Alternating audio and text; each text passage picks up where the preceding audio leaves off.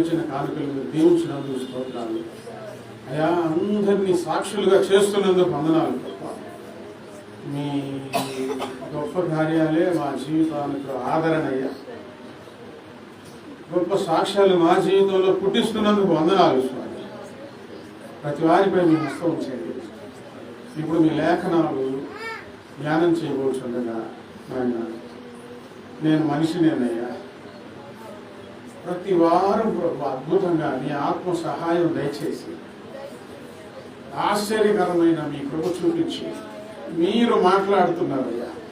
అదేవిధంగా ఇప్పుడునూ మీరు మాట్లాడండి.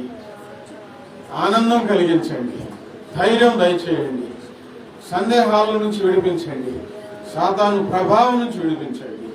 యేసయ్య నామంలో ప్రార్థించి ఈ వాక్యం ప్రారంభిస్తున్నాను తండ్రి. ఆమేన్. దైవ గ్రంథంలో నుండి ఇర్మియా గ్రంథము 31వ అధ్యాయము 13వ వచనం.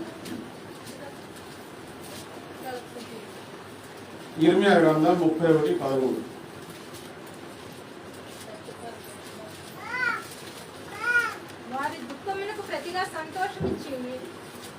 మా పిల్లల్ని కంట్రోల్ చేయండి. వాక్యం మొదలైంది. వారి దుఃఖమునకు ప్రతిగా సంతోషమిచ్చి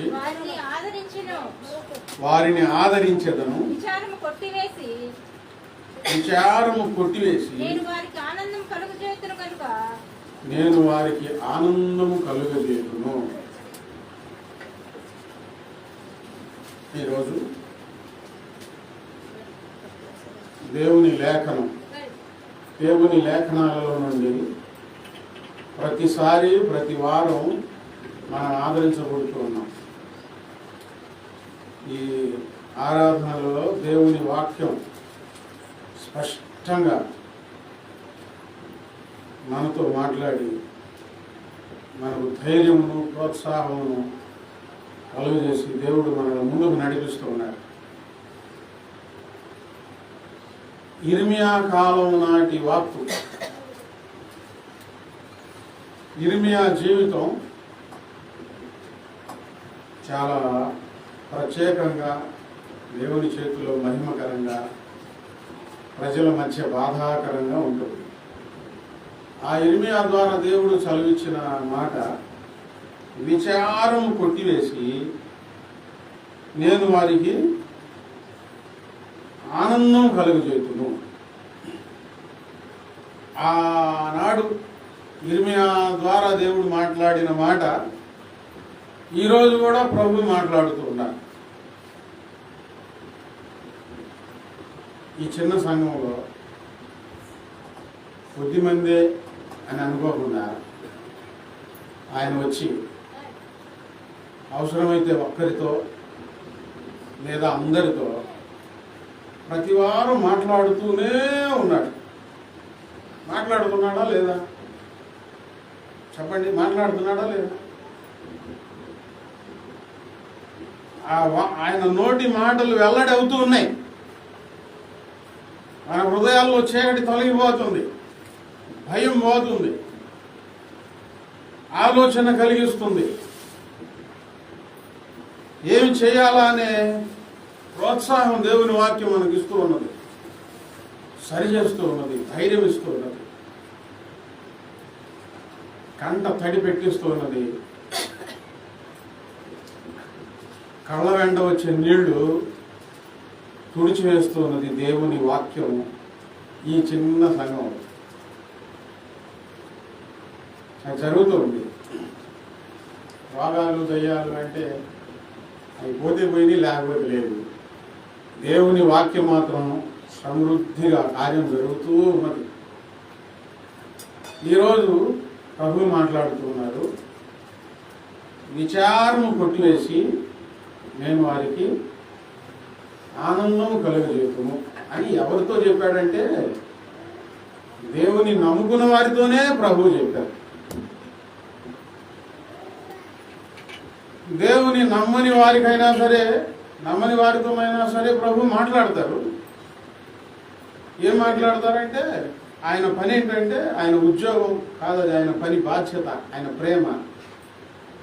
మనుషుల హృదయాలలో నుండి విచారమును కొట్టివేసి ఆనందాన్ని ఇవ్వడం.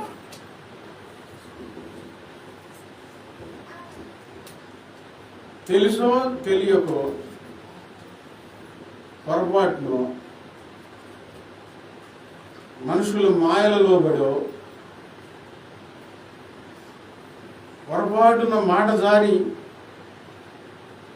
చిక్కుబడి మనుషులు మాయలలో చిక్కుబడి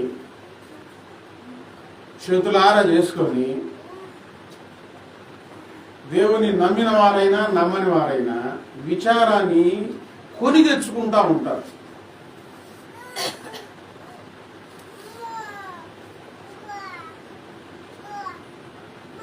సరుకులు కొనుక్కున్నట్టు కొనుక్కుంటారు.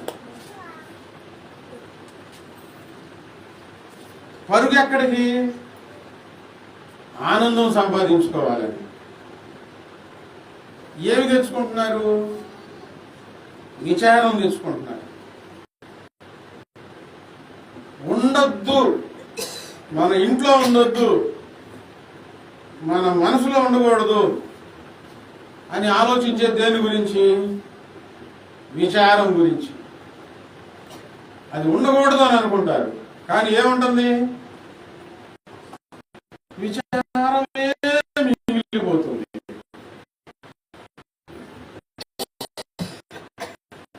ఈ విచారాన్ని తీసివేసి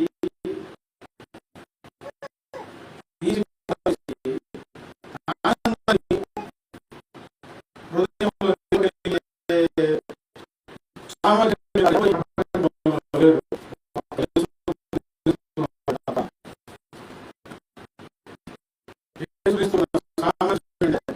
హృదయంలో విచారం తీసివేసి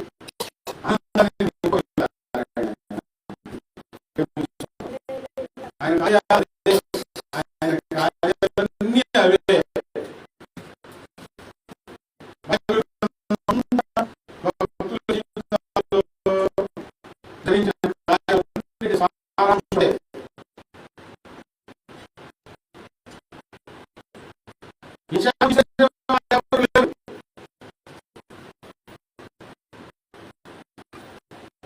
అవసరమైతే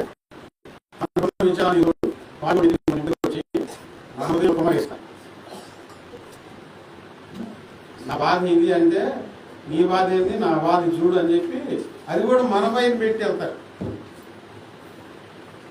విచారం ఏమవుతుంది? దిగులు ఏమవుతుంది? ఇంకా కొంచెం పెరిగిపోతుంది.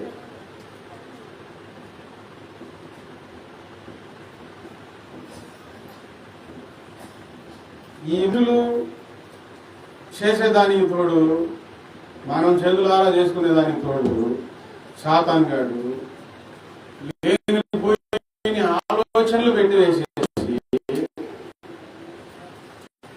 మహా పెట్టేసి అవి జరగవు. అసలు లేనిపోయిన ఆలోచనలు మనసులో పెట్టేసేసేసి నిజంగా జరిగినట్లు, జరిగిద్ది అన్నట్లుగా ఊదుతా ఉంటాడు పక్కన చెవులో. అంటే ఇప్పుడు మీరు రోడ్డు మీద నడిచి వెళ్తా ఉన్నారు అనుకోండి, సాతాను గాడు ఏం చెప్తాడు? చెవు దగ్గరకు వచ్చేసేసి అతుగో లారీ వస్తుంది, అతుగో బస్సు వస్తుంది, గుర్తేసిద్దిగా నువ్వు చచ్చిపోతావుగా, ఇప్పుడు నీ పిల్లలు ఏమవుతారు? అది జరిగిద్దా అంటే జరగదు. నీ పక్కన ఆలోచన పెట్టేసేసి గందరగోళం చేస్తూ ఉంటాడు. ఇప్పుడు మనసులో ఏం పెరుగుతూ ఉంటే విచారం పెరిగిపోతూ ఉంటుంది. నిజంగా అలాంటి ఆలోచనలు వస్తాయా భాస్కర్? అమ్మా వందనాలు, వాక్యం అమ్మ, ఇది వాక్యాన్ని పక్కన పెడితే దేవుడిని పక్కన పెట్టినట్టే. చెప్పాను కంట్రోల్లో చేయండి అని. నువ్వు ఇక్కడ ఆటలాడుకుంటూ కూర్చుంటే వాక్యం ఏమంటావు?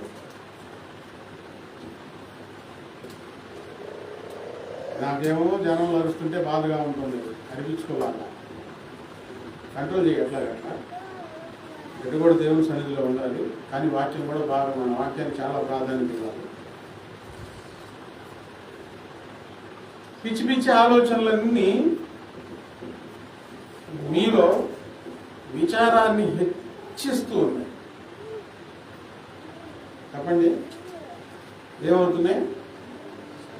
విచారము అధికమవుతూ ఉంటుంది, తగ్గదు.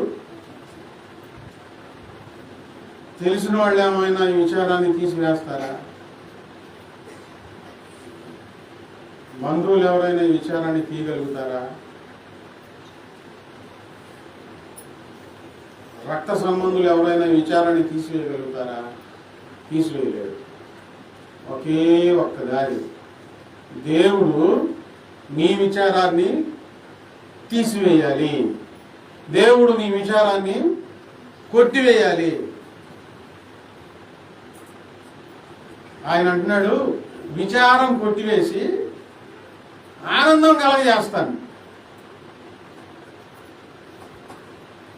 సంతోషం లేకపోతే జీవితంలో ఎంత బ్రతుకు బతికి ఏం ఉపయోగం? దేవుని పిల్లలంగా మనం ఒకటి చేయాలి, ఎప్పుడూ సంతోషంగా ఉండడం నేర్చుకోవాలి, ఎప్పుడు ధైర్యంగా ఉండడం నేర్చుకోవాలి. విచారానికి చోటు ఇవ్వకూడదు. దేవుని దగ్గరికి వెళ్ళి ఆయన చేతికి అప్పచెప్పాలి. ప్రభువా, నాలో ఉన్న విచారాన్ని తీసివేయి ప్రభువా అని ఆయన చేతికి అప్పచెప్పాలి.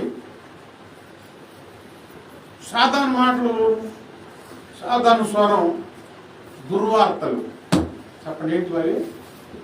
దుర్వార్తలు. సాతాను స్వరం దుర్వార్తలతో నిండి ఉంటుంది. ఈ దుర్వార్తలు ఏదైనా సరే ఏదో ఒక విధంగా నీకు వినపడతా ఉన్నప్పుడు, ఏ విషయంలోనైనా నీ కంగారు, విచారాలు ఎక్కువైపోతాయి. ఇప్పుడు నీకు నిజం వినపడాలి, ఏమి జరగబోతుంది, ఏమి జరిగింది అనేది నీకు వినపడాలి. అప్పుడు ఏమవుతుంది? సంతోషం కలుగుతుంది. అప్పుడేం కలుగుతుందండి? నిజం తెలిస్తే ఏం జరుగుతుంది? సంతోషం వస్తుంది. అబద్ధం వినబడినంతకాలం, అబద్ధాన్ని గురించి ఆలోచించినంతకాలం గుండెల్లో దడ, భయం, వణుకు.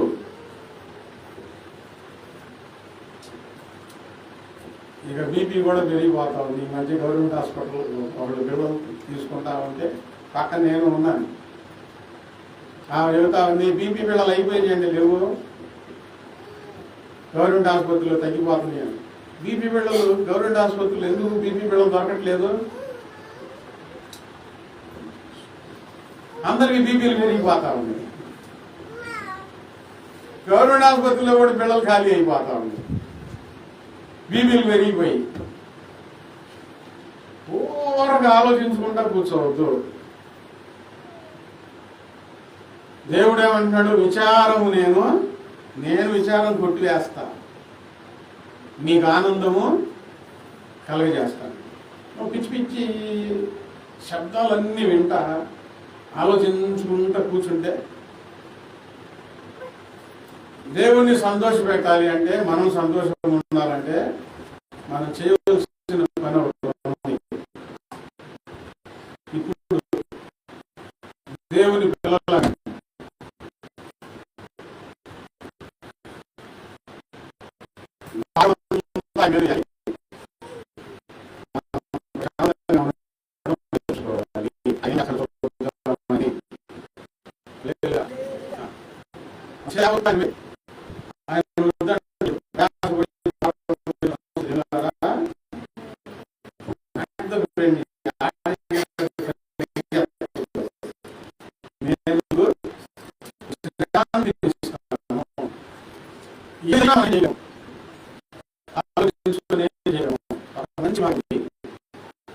భారము దేవుని వేసి ఏం చేయాలి?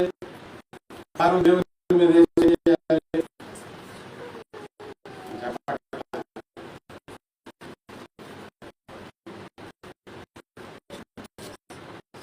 భారం దేవుని మీద చేయాలి. ఈ మాట చెప్తారేమో అనుకుంటాను. ప్రశాంతంగా ఉండండి అన్న, ప్రశాంతంగా ఉండాలి. మళ్ళీ భారం అయిపోయింది, నీవేది భారం భయం వేసుకుంటావా, ఇట్లా అవ్వాలా, ఇలా అవ్వాలా? యేసయ్య ప్రార్థన ఆలకిస్తాడా లేదా? ప్రార్థనకు జవాబిస్తాడా లేదా? ఏదో మాట్లాడతాడా లేదా? మాట్లాడుతున్నాడా లేదా? బైబిల్ చదువుకునే వాళ్ళకి, ప్రార్థన చేసుకునే వాళ్ళకి, ఆయనతో నడిచే వాళ్ళకి ఈ అనుభవం ఉంటుంది. దేవుని దగ్గరికి వచ్చి కూర్చొని ఏమీ వినకుండా, కారం ఆయన మీద వేయకుండా, వాక్య సత్యం తెలియకుండా, ఆయన అంటే ఏంటో సరిగ్గా నేర్చుకోకుండా ఉన్న వారికి భారం ఆయన మీద వేయడం తెలియదు, సంతోషంగా ఉండడం తెలియదు. వీళ్ళు బతుకంతా ఏంటంటే దిగులు దిగులు దిగులు దిగులు, విచారం విచారం విచారం. నాకు వచ్చినన్ని శోధనలు, నాకు వచ్చినన్ని కష్టాలు ఎవరికి రావట్లేదు, ఎవరికి రాకూడదు.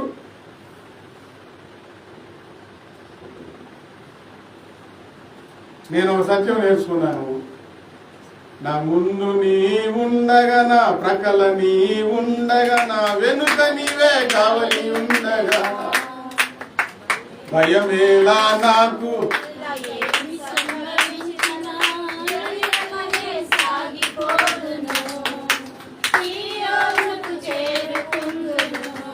నా ముందు నీ ఉండగా, నా ప్రక్కల నీ ఉండగా, నా వెనుక నీవే కావలి ఉండగా, భయమేలా నాకు, ఇలా ఏమి సంభవించిన జడియకనే సాగిపోదును, సియోనుకు చేరుకుందును, జడియకనే సాగిపోదును, సియోనుకు చేరుకుందును. ధైర్యంగా ఉండవండి. ఏదన్నా జరగదు, చేసేదేమి ధైర్యంగా ఉండటం. ఎందుకు ధైర్యంగా ఉండాలి? మన ప్రభువు నమ్మదగిన వాడు కాబట్టి, మన ప్రభువు మనల్ని చేయి విడిచిపెట్టడు కాబట్టి ఈ ధైర్యం. నిజంగా అలాగ నమ్మిన వారు ఏం చేస్తారంటే దిగులు పడరు, విచారానికి చోటు మనసులో ఎవరు ఎప్పుడూ ధైర్యంగా ఉంటారు. ఆయన చూసుకుంటాడు. ఆయన ఏది జరిగించాలో అది జరిగిస్తాడు. ఆయనకి తెలియకుండా ఏది జరగదు. ఒక నిబ్బరం మన మనసులో వచ్చేసిస్తుంది. మన చేతులారా మనం ఏం చేసుకోకూడదు. ఒకవేళ మన చేతులారా మనం చేసుకున్నా సరే, దేవుని వాగ్దానం ఉన్నది, విచారమును కొట్టివేసి వారికి ఆనందం ఇస్తాను. ఈ విచారం పోవడం కోసం ఎక్కడికి వెళ్ళొద్దు. దయచేసి ఎవరి దగ్గరకు కూడా వెళ్ళొద్దు. ఎవరి దగ్గరికి వెళ్తారంటే ప్రభు స్వరం ఎవరు వింటున్నారో, ప్రభు స్వరం విని ఖచ్చితంగా ఎవరు చెప్పగలుగుతారో వారి దగ్గరకు అయితే వెళ్ళండి.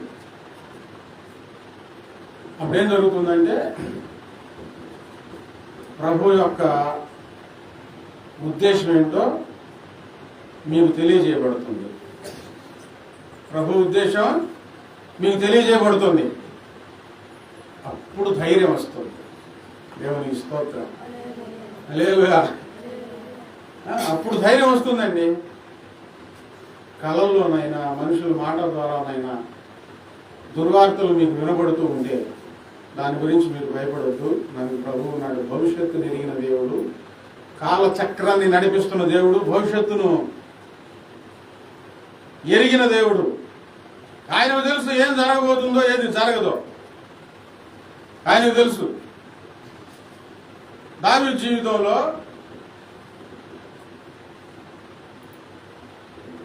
మరణ భయాలు, చెప్పండి ఏంటి?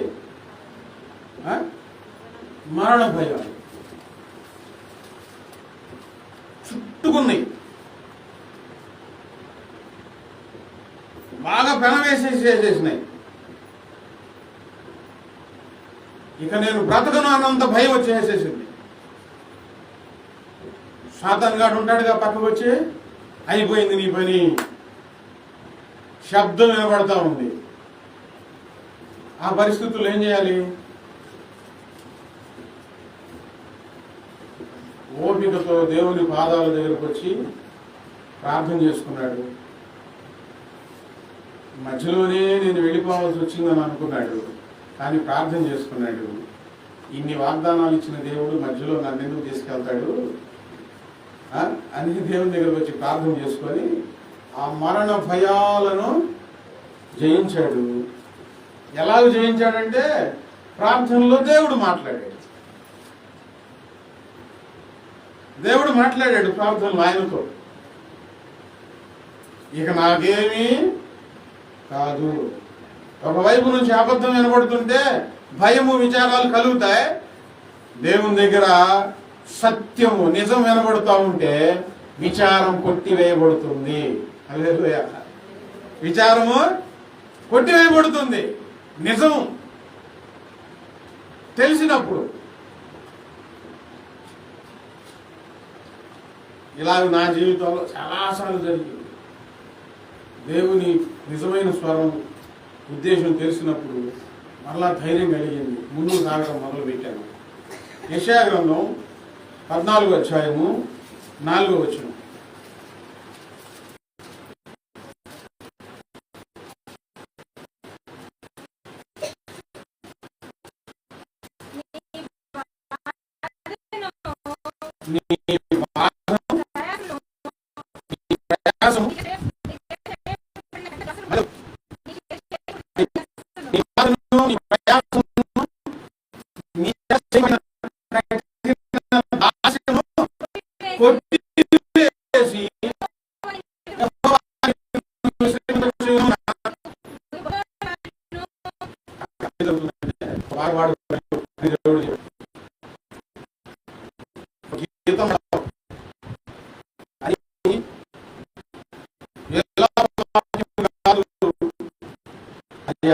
నీ మనసులో వస్తుంది, సంతోషం నీ మనసు చూడి సంతోషపడతావు. బబులోను రాజు గురించి నీవు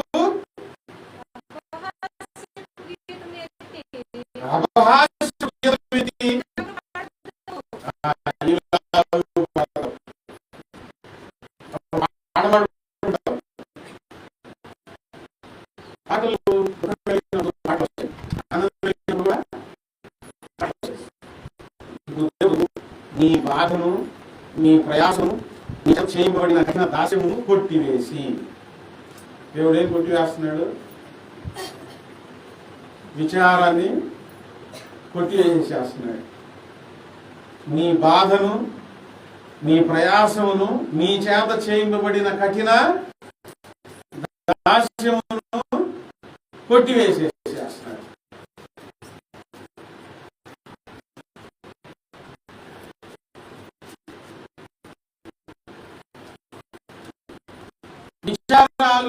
అంటే సంతోషం, బాధ, వ్యక్తి చాకిరి,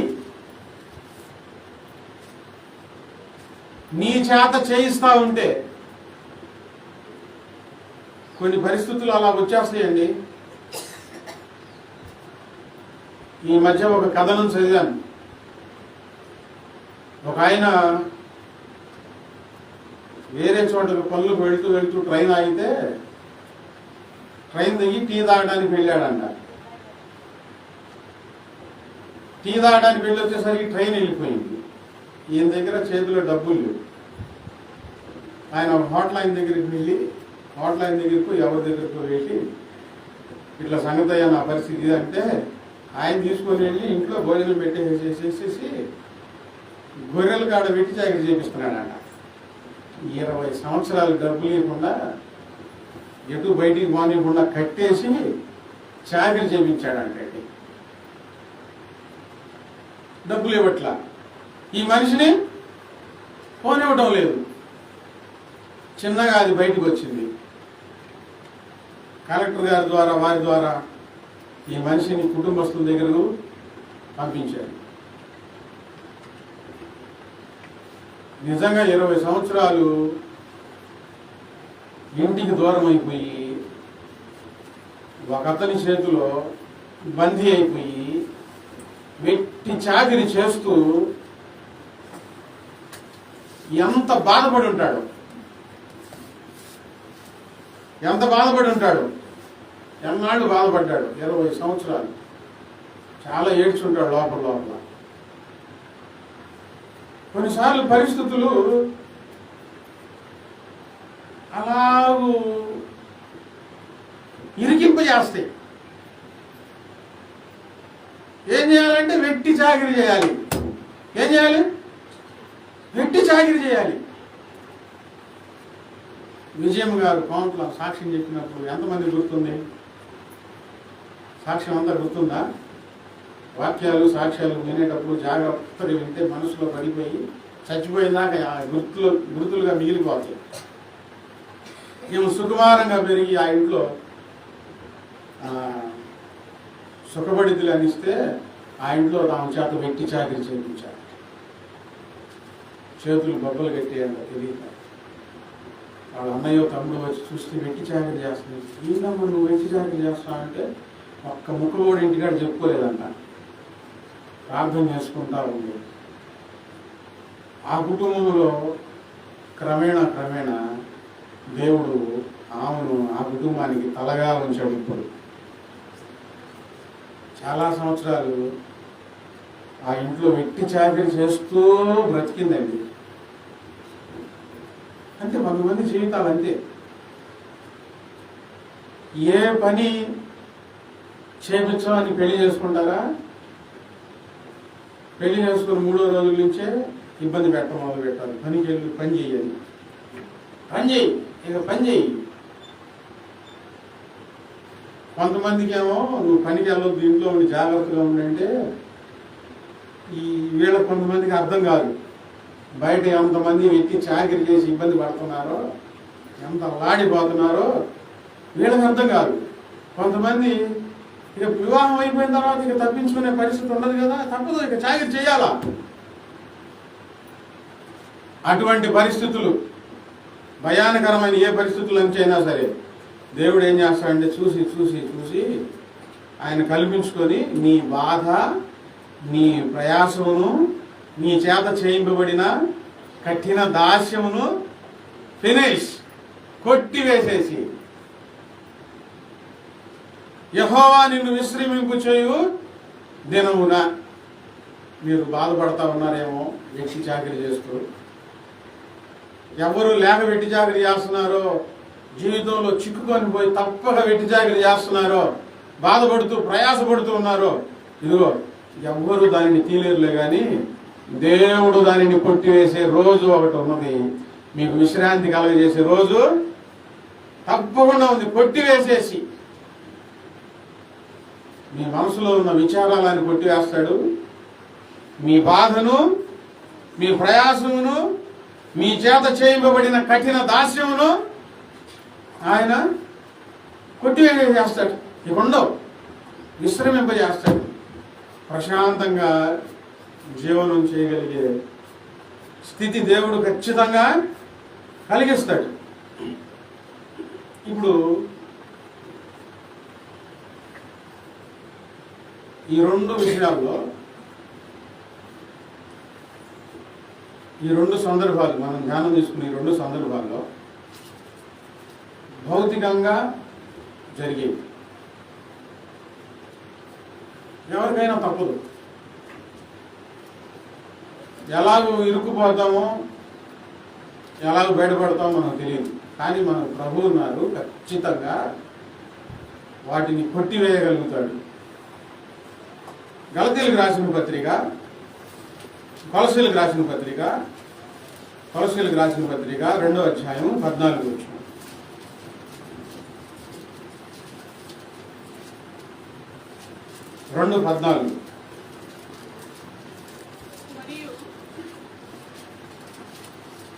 మరియు అపరాధముల వలనను శరీరమందు సున్నతి పొందక ఉండుట వలనను మీరు మృతులై ఉండగా దేవుడు వ్రాత రూపకమైన ఆజ్ఞల వలన మన మీద రుణముగాను మనకు విరోధముగాను ఉండిన పత్రమును మేకులతో సిలువకు కొట్టి దాని మీద చేవ్రాతను తుడిచివేసి మనం అడ్డం లేకుండా దానిని ఎత్తివేసి మన అపరాధములన్నింటినీ క్షమించి ఆయనతో కూడా మిమ్మల్ని జీవింపజేసాను. వినండి, దేవుడు ధర్మశాస్త్రాన్ని అనుగ్రహించాడు మోషే ద్వారా ఇశ్రాయేలు ప్రజలకు. దేవుడే ఇచ్చాడు ధర్మశాస్త్రాన్ని. ఎందుకు? అబ్రహాం సంతానం ఇశ్రాయేలు ప్రజలు యేసుక్రీస్తు వారు వచ్చే వరకు, యేసుక్రీస్తు వారు పరిపూర్ణమైన బలి అర్పించే వరకు, లోకంలో ఉన్న మనుషులందరి పాపలు తుడిచేసే వరకు ఇశ్రాయేలు ప్రజలకు ఈ ధర్మశాస్త్రం అనేది గుర్తుగా, ఛాయగా ఇవ్వబడింది. ఈ ధర్మశాస్త్రంలో ఉన్న విధులను బట్టి వీళ్ళు జీవించాలి. ధర్మశాస్త్రం చాలా కఠినంగా ఉంటుంది. ఈ ధర్మశాస్త్రాన్ని అనుసరించాలంటే చాలా కష్టం. మనసు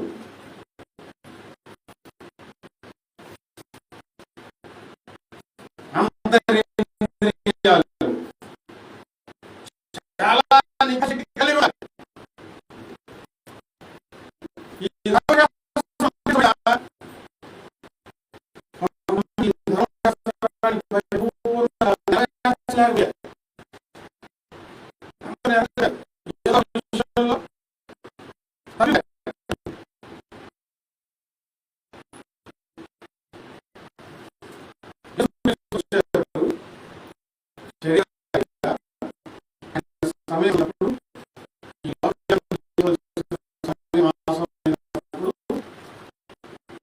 ఆయన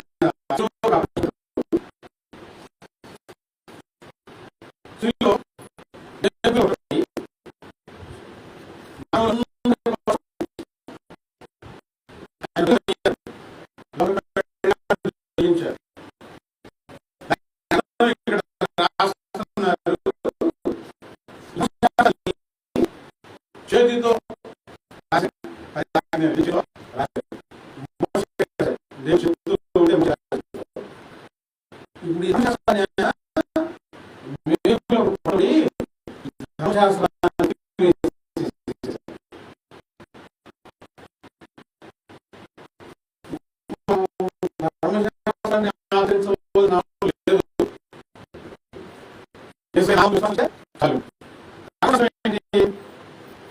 పాపము, పాపములకు శిక్ష,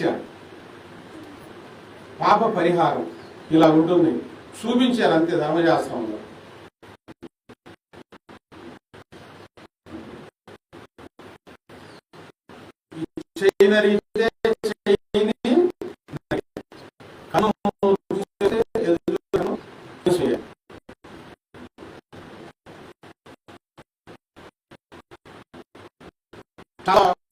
చాలా బాధాకరంగా ఉంటుంది.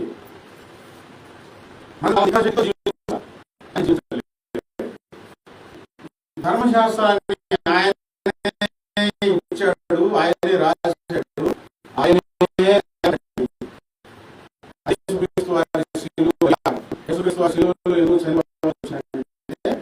ధర్మశాస్త్రాన్ని కొట్టేయడానికి. ధర్మశాస్త్రాన్ని ఎక్కడ కొట్టేసాడంటే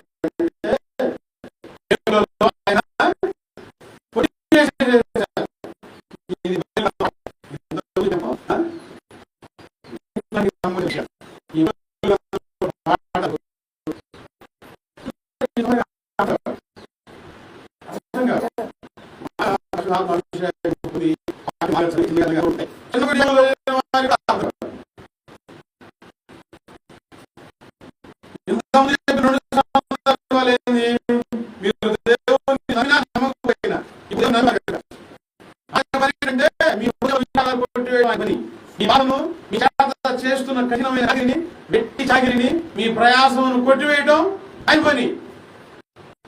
లోక కళ్యాణం నిమిత్తం ఏ దేవుడైతే ఈ ప్రపంచంలో ధర్మశాస్త్రాన్ని అనుగ్రహించాడో ఆయనే ఆ ధర్మశాస్త్రాన్ని కొట్టివేయాలి. ఇంకా ఎవరి వలన కానే కాదు. యేసుక్రీస్తు వారి సిలువలోనే చనిపోవడానికి కారణం, ఆ మేకులకు కొట్టబడి అలాగే చనిపోవడానికి కారణం, అది ముందుగానే ప్రవక్తల ద్వారా దేవుడు రాయించి ఉంచాడు. అందుకని ఆయన సిలువలోనే చనిపోవచ్చు.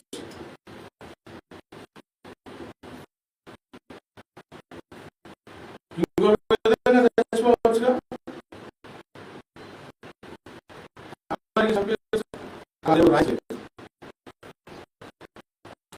కర్రలతో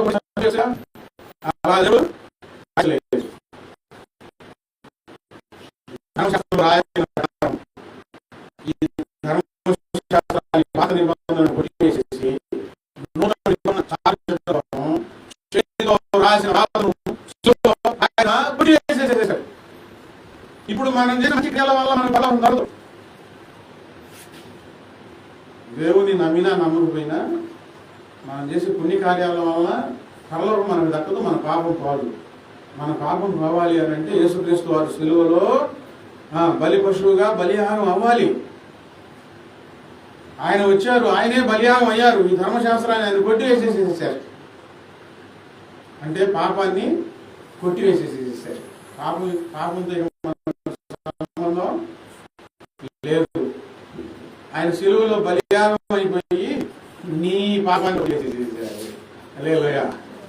నీ పాపాన్ని కూడా ఆయన ధర్మశాస్త్రంలో తుడిచివేసేసినట్టు సిలువలో నీ పాపాన్ని కూడా కొట్టివేసేసేసారండి. ఎవరు నమ్ముతారో వాళ్ళ పాపాలు క్షమించబడతాయి. నా పాపం సిలువలో యేసుక్రీస్తు వారు కొట్టివేసేసారు. వినండి, ఒక చిన్న తప్పు మనిషిని చాలా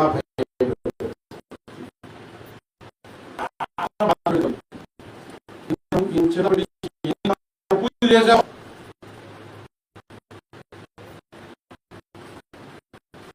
ఎంత భయం, ఎంత ప్రమాదం. తర్వాత తెలుసుగా చేస్తా ఉంటే ఇప్పుడు విచారం వచ్చిద్దా లేకపోతే సమస్య కనపడి ఏమొస్తుంది? విచారం వచ్చిద్దా, సంతోషం వచ్చిద్దా? సంతోషం రాదు. చిన్నదైనా పెద్దదైనా పాపం చేస్తే ఏమొస్తుందంటే భయం వస్తుంది, విచారం వస్తుంది, భయంకరమైన వేదన కలుగుతుంది. యేసుక్రీస్తు వారు మన పాపాలన్నింటినీ సిలువలో కొట్టివేసేసారు. పాపం ఎవరిలో అయితే ఉంటుందో వాళ్ళలో సంతోషం ఉండదు, నెమ్మది ఉండదు, ప్రశాంతంగా ఉండలేరు. పాపాన్ని ఎవరు విడిచిపెడతారో వాళ్ళలో సంతోషం ఉంటుంది. యేసుక్రీస్తు వారు మన పాపాలన్నీ తీసివేయడం కోసం ఆయన సిలువలో నలగొట్టబడ్డారు. ఆయన ఇచ్చిన ధర్మశాస్త్రాన్ని మనకు అడ్డం లేకుండా ఎత్తివేసేసారు. ఇప్పుడు మనం మంచి పనులు చేయడం కాదు. మంచి పనులు అంటే ధర్మశాస్త్రంలో ఉన్న ప్రకారం నడుచుకోవాల్సిన అవసరం లేదు. మంచి పనులు చేయాలి. మన మంచి పనుల వల్ల మనకు నీతి కలగదు. యేసుక్రీస్తు వారు మన కొరకు చనిపోయాడన్న నమ్మకం నీలో కలగాలి. పాపాన్ని పూర్తిగా విడిచిపెట్టాలి. పాపాన్ని విడిచిపెట్టినంతకాలం ఏదో ఒక మూల నీలో భయాన్ని అది సృష్టిస్తుంది, భయాన్ని సృష్టిస్తుంది, ఆందోళన సృష్టిస్తుంది. వినండి, ఇప్పుడు ప్రభువా నన్ను ఆదుకో, నాకు సహాయం చేయి, నన్ను బలపరచు అని అడుగుతూ ఉంటావు, ప్రార్థన చేస్తూ ఉంటావు, ఏదో నీ బాధ చొప్పున ప్రార్థన చేస్తూ ఉంటావు. దేవుడు వచ్చి నీ విచారాన్ని తీసివేయాలంటే, నీ బాధను తీసివేయాలంటే ఏది అడ్డంగా ఉంటుంది? ఏది అడ్డంగా ఉంటుంది? నీ పాపం. ఏం అడ్డంగా ఉంటుంది? నీ పాపం, నీ తప్పులు. ఇప్పుడు దేవుడు విచారం తీసివేయాలా వద్దా? చెప్పండి. తీసివేస్తాడని నేను చెబుతున్నాను, నీ బాధ తీసివేస్తాడని చెబుతున్నాను. ఆనందం కావాలా వద్దా? కావాలా వద్దా? విచారం తీసివేయాలా వద్దా? ఇప్పుడు ఏం చేయాలి? దేవుని దగ్గర గట్టిగా చెప్పాలి. ఏ తప్పులు ఇంకా దాచిపెట్టుకొని కొనసాగుతూ ఉన్నావో వాటిని దేవుని పాదాల సన్నిధిలో ఆయన నీ కోసం సిలువలో ఎంత బాధపడ్డాడు. తప్పులు చేయమనా, తప్పులు మానుకోమనా? చెప్పండి. అబద్ధాలు చెప్పమనా, ఇంకా మోసం మాటలు చెప్పమనా? ఆయన సిలువలో బాధపడింది. నూతన జన్మ పొంది నూతనంగా జీవిస్తారని ఆ సిలువలో మన పాపాలన్నింటినీ ఆయన కొట్టివేసేసాడు. దేవుని దగ్గరకు వచ్చి ఇంకా భయంకరమైన వేదనతో, భయంకరమైన సమస్యలతో ఉంటున్నావంటే నీ తప్పులు దాచిపెట్టుకొని దేవుని దగ్గర ఒప్పుకోవటం లేదు. ఈరోజైనా ప్రభువా, నా నోటి మాట వల్ల ఈ పొరపాటు జరిగింది, నా శరీరంలో ఈ పొరపాటు జరిగింది, నా కనులలో ఈ పొరపాటు, నా చూపుల్లో ఈ పొరపాటు జరిగింది, స్వామి క్షమించు నాయన, నా కొరకు ఇలాగ చనిపోయావయ్యా, నా కొరకు బాధపడ్డావు ప్రభువా. దేవుని పిల్లలారా, మనం ఇప్పుడు బాధపడతా ఉండకూడదు. సంతోషంతో, ధైర్యంతో ముందుకు దేవుల్లో కొనసాగాలి. భయాలు వస్తూ ఉంటాయి, భయాలను జయించాలి. పిరిగితనం వస్తూ ఉంటుంది, పిరిగితనాన్ని జయించాలి. శోధనలు వస్తూ ఉంటాయి, శోధనలు మనం ఏం చేయాలి? జయించాలి, కుమిలిపోకూడదు. ఒకే ఒక్క రీజన్, మన తప్పులేంటో తెలుసుకొని వదిలిపెట్టగలిగితే ప్రభువు పడిన శ్రమలకు ఫలితం దక్కి ఆయన అలా కొట్టివేసేస్తాడు. కొట్టివేయడం అర్థమైంది, నేను చెప్తా ఉన్నాను. అలా కొట్టివేసేస్తాడు. నేను తప్పు చేశాను ప్రభువా, నాదే తప్పయ్యా అని దేవుని దగ్గర ఒప్పుకున్నాం అనుకో, కొట్టివేయబడుతున్నది. ఇంకా ఎవరిని మాట్లాడనివ్వదు. ఇప్పుడు కోర్టులో కేసులు నుంచి తిరుగుతూ ఉంటారు. మనుషుల చేతుల్లో ఉండదు, అది న్యాయాధిపతి చేతుల్లో ఉంటుంది ఆ కేసు. ఆయన కొట్టివేసేసాడు అనుకోండి, ఇంకెవరేమీ చేయలేరు, ఎవరు ఏం చేయలేరు. అలాగే నీ విచారం కొట్టివేయబడాలన్నా, నీ బాధ కొట్టివేయబడాలన్నా, నీ కఠిన దాస్యం తీసివేయబడాలన్నా దేవుని దగ్గరకు వచ్చి నీ తప్పులు ఒప్పుకో. రెండవది, నువ్వేం తప్పు చేయలా, ఏం తప్పు చేయలేదు, నువ్వు పరిశుద్ధంగానే ఉంటున్నావు, చాలా పరిశుద్ధంగా ఉంటున్నావు, ప్రార్థన చేసుకుంటా ఉన్నావు.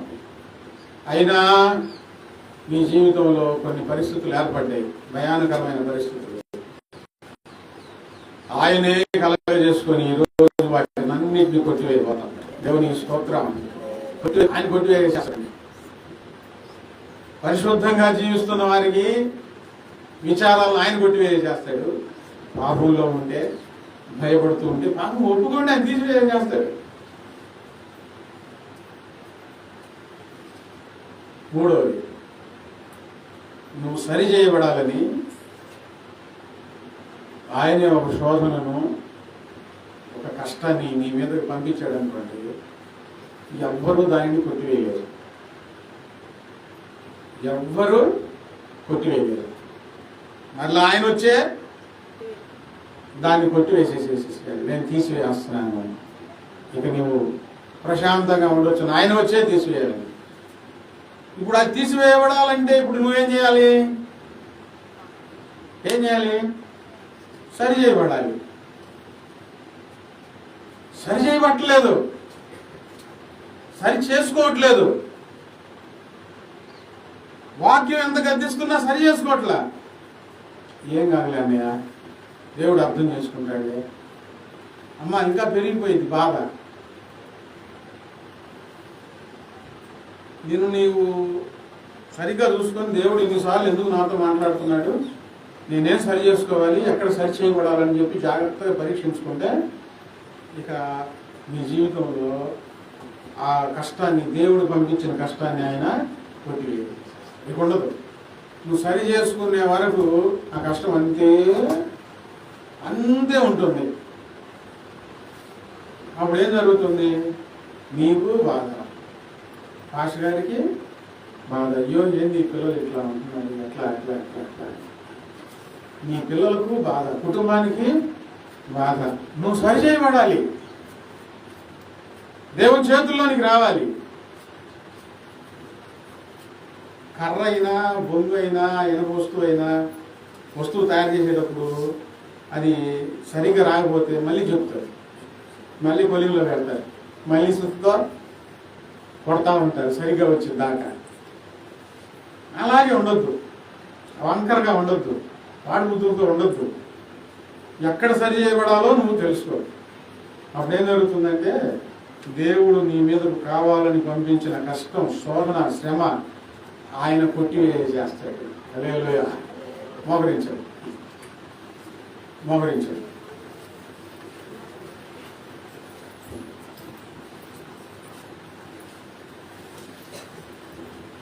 అందరూ ఈరోజు విన్న వాక్యాన్ని బట్టి ప్రార్థన చేసుకోండి. దేవుని బిడ్డగా నీ మనసులో విచారం ఏలుబడి చేయకూడదు. ఆనందం ఉండాలండి. సింహాల భూమిలోకి వెళ్ళేటప్పుడైనా ఆనందంగానే ఉండాలి. అగ్ని జ్వాలల్లో వెళ్ళేటప్పుడైనా ఆనందంగానే ఉండాలి.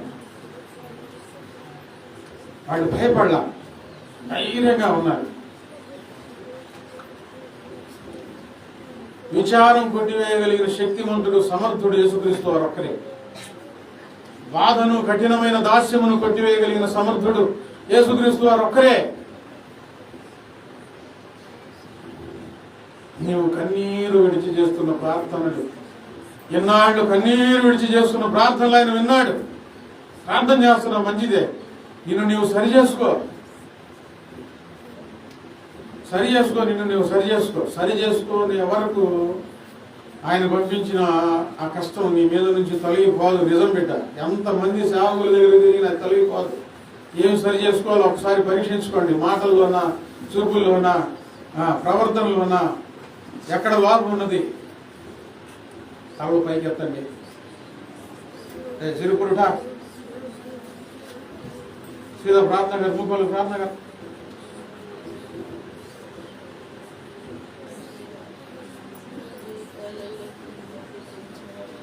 మీ విచారం కొట్టివేసి